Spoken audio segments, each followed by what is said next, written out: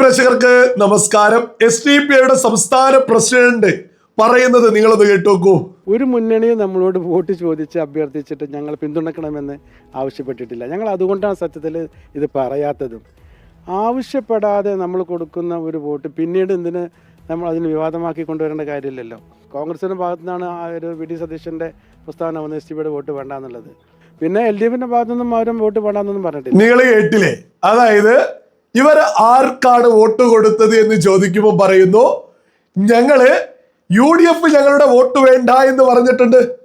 പക്ഷെ ഇയാൾ തന്നെ മറ്റൊരു പത്രസമ്മേളനത്തിൽ വ്യക്തമായിട്ട് പറഞ്ഞതാ ഞങ്ങളുടെ വോട്ട് വേണമെന്ന് പറഞ്ഞാൽ ഞങ്ങൾ മാറി ചിന്തിക്കുമെന്നൊക്കെ. പക്ഷെ എടുത്തില്ല, പരിഗണിച്ചില്ല.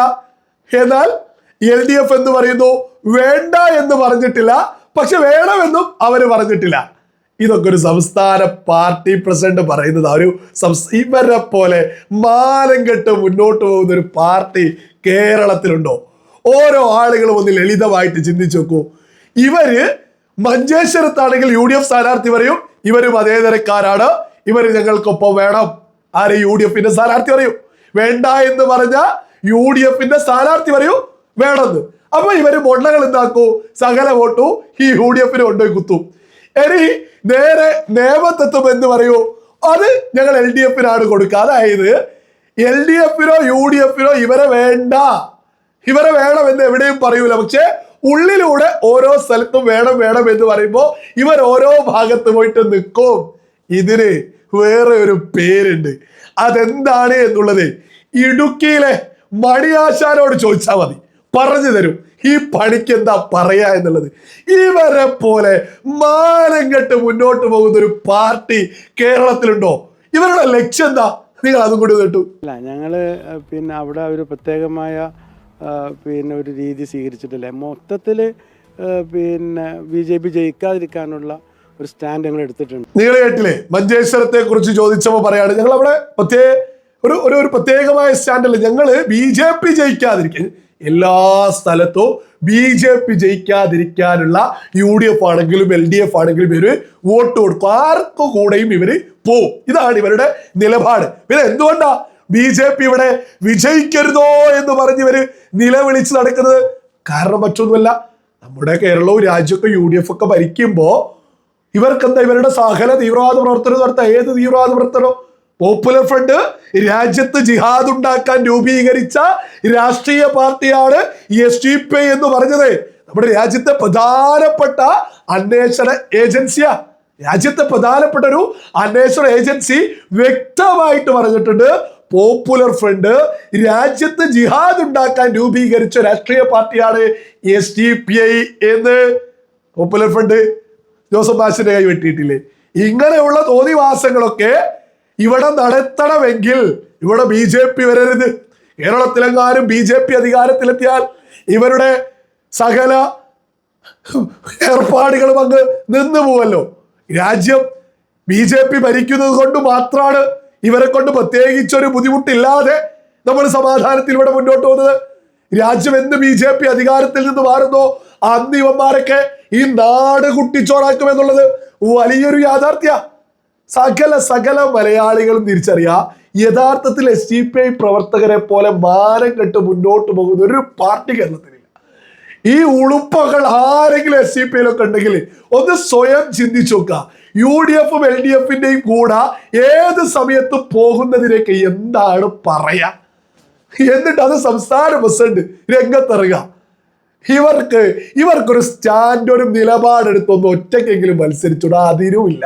BJP വരരുത്, അത് മാത്രമേ ഉള്ളൂ. ആരെ കൂടെയും പോകും. ഇമാതിരി ഒരു മാനം കെട്ട പാർട്ടി. അതേസമയം ഇവര് തമിഴ്നാട്ടില് MK സ്റ്റാലിന്റെ കൂടെ DMKയുടെ കൂടെയൊക്കെ കൂടിയിട്ടുണ്ട്. ആരാ ഈ DMK? മനസ്സിലാക്കേണ്ടതാ.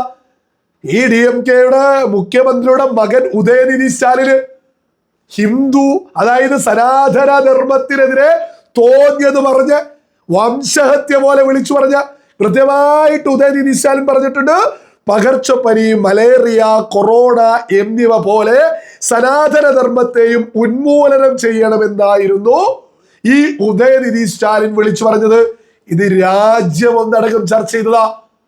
സ്പോട്ടിൽ SDPI തമിഴ്നാട്ടിൽ ഇവരുമായിട്ട് ടൈഅപ്പായില്ലേ? ഏത് രീതിയിൽ ടൈപ്പ്? ഈ ഉദയനിധി സ്റ്റാലിൻ തോളിൽ പോലും, നിങ്ങൾ ഇത് കണ്ടില്ലേ, തോളിൽ പോലും SDPയുടെ ഷാളൊക്കെ ഇട്ട് ഉദയനിധി സ്റ്റാലിൻ എത്ര സിമ്പിൾ ആയിട്ട് തമിഴ്നാട്ടിൽ അവര് സഖ്യം ഉണ്ടാക്കി. കാരണം എന്താ, അവരെന്ത് പറഞ്ഞാലും SDPI കേൾക്കും. വളരെ വ്യക്തമല്ല. ഉദയനിധി സ്റ്റാലിൻ സനാതന ധർമ്മത്തിനെതിരെ, ഹിന്ദുവിനെതിരെ ഉന്മൂലനം ചെയ്യണമെന്നാണ് സംസാരിച്ചിട്ടുള്ളത്. തുടച്ചു നീക്കണമെന്നാണ് ഉദയനിധി സ്റ്റാലിൻ പറഞ്ഞിട്ടുള്ളത്. ആ ഉദയനിധി സ്റ്റാലിനുമായിട്ട് SDPI വലിയ ടൈപ്പിലാണ്, വലിയ ബന്ധത്തിലാണ്. കേരളത്തിലാണ് ഇപ്പൊ ഇവര് ഗതി കിട്ടാതെ നിൽക്കുന്നത്. UDF LDF അങ്ങോട്ടും ഇങ്ങോട്ടും. എന്നിട്ട് മാലകെട്ട ഇവരുടെ പ്രവർത്തകര് ഈ നേതാക്കന്മാർ പറയുന്നത് പോലെ ആട്ടുകൊട്ടുന്നു. ചില മണ്ഡലങ്ങളിൽ അപ്പുറത്ത് ഒരു സ്റ്റാൻഡ് ഇല്ലാത്ത, ഇജാതി നിലവാരമില്ലാത്ത ഒരു പാർട്ടി കേരളത്തിലുണ്ട്. ഇവരുടെയൊക്കെ ലക്ഷ്യം BJP വരുന്നത്.